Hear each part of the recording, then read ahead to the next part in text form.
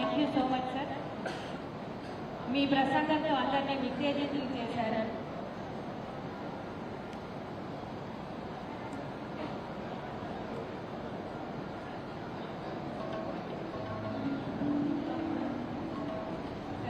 మీరు ఆర్టీసీ ఇంతకుముందు పరిస్థితి చెప్పారు. ఆర్టీసీ ఉద్యోగంగా ఒక విషయం తెలియజేస్తున్నాను. మేము 98లో డిపో మేనేజర్గా రిక్రూట్ అయ్యాము. రిక్రూట్ ఒకప్పుడు మాకు అందరూ మునిగిపోతున్న పడవ ఎందుకు చెప్తున్నారని సలహా చెప్పారు సార్. సో అప్పటి నుంచి మన మహారాష్ట్ర పదార్థం వచ్చే వరకు అదే టెన్షన్లో ఉన్నాం సార్. ఇప్పుడు ఎప్పటికీ మా సంస్థ అంటే చిరకాలంగా నిలబడుతుంది. మా మహాలక్ష్మి పథకం ఉద్యమాన్ని వచ్చింది సార్. ఈ సందర్భంగా అందరి ఆర్టీసీ ఉద్యోగులందరి తరఫున మనస్ఫూర్తిగా కృతజ్ఞతలు చెప్తున్నాను. Thank you sir. ఇప్పుడు ఈ సభ చేసి మీ ప్రసంగించవలసిందిగా మన ఆనరబుల్ బిల్డింగ్ శ్రీ కోమటిరెడ్డి వెంకటరెడ్డి గారిని కోరుతున్నాను.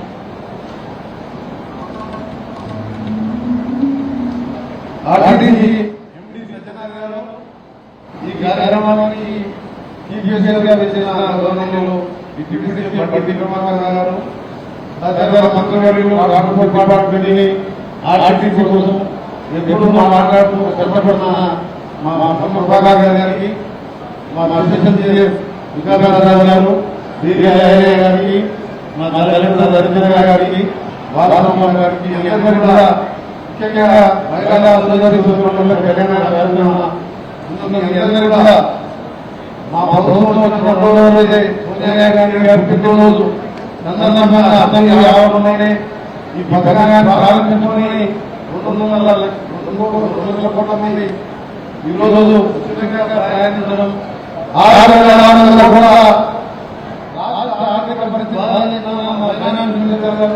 మేము మా ముఖ్యమంత్రి గారి ఆధ్వర్యంలో మహిళలన్నీ కూడా ఆర్థికంగా రావాలని కార్యక్రమాలు చేస్తూ అందులో భాగంగా వాళ్ళ గుడికి వెళ్ళాలన్నా, షాపింగ్కి వెళ్ళాలన్నా, వాళ్ళ అమ్మగారికి వెళ్ళాలన్నా,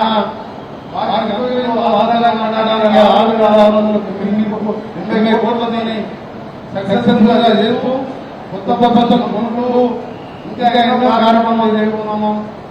మహిళా సంఘాలను పోటీ చేయాలని వాళ్ళని పెట్టుబడులు పెట్టిన ఆర్థిక బదులు చేసే కార్యక్రమం చేస్తూ ముందు సందర్భంలో తప్పకుండా లాభాలను ఆర్టీసీని గతంలో ప్రైవేట్ పనులు చేద్దామని చెప్పి ఆర్టీసీ పూర్తిగా ఏదేమని చెప్పి జరిగిన సందర్భంలో దాదాపు ఆత్మహత్యలు చేసిన రోజు నుంచి లాభదారిగా ఆర్టీసీ నడిపించడంలో మా రామూరు మినిస్టర్ గారు, మా ప్రభుత్వాన్ని ఇవ్వాలని, మీ డిపార్ట్మెంట్ ఎన్నికలు కానీ, గారు కానీ మేమందరం ఆర్టీసీ బలోపేతం చేస్తూ ఈ ప్రజా భూములలో ఇంకా ఎన్నో కార్యక్రమాలు చేయబోతున్నాం.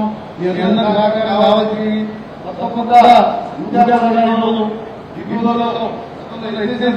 కూడా తెలుపుతూ కొత్త బస్సులు ముందు సందర్భంలో ఎండి చంద్రబాబు గారు వారి దీపాన్ని కూడా ప్రభుత్వం మా ఆర్ఎంపీ శాఖ, పంచాయతీ శాఖ ద్వారా దాదాపు మాట్లాడుకొని అన్ని రోడ్లు కూడా రెన్యువల్ చేస్తూ కొత్త ప్రాజెక్టులు ఎందుకంటే రోడ్డు బాగాలేకపోతే ఈ ఇంకా నష్టాలు ఎక్కువ బస్సులు ఖరాబైతాయి. కాబట్టి వచ్చే వారం నుండి కొత్త రోడ్డు కార్యక్రమంలో వచ్చుకోకపోతున్నాం. తప్పకుండా ప్రతి గ్రామం నుంచి మన మండలానికి సింగిల్ రోడ్డుని మండలాల నుంచి జిల్లా వెళ్ళడానికి అవసరమైన వచ్చేదనే కార్యక్రమం చేయాలని చెప్పి అన్ని ప్రపోజల్ శాంక్షన్ చేయడం జరిగింది. ఈ సందర్భంలో మరోసారి అక్కా గారి అందరూ కూడా శుభాకాంక్షలు తెలియజేసుకుంటూ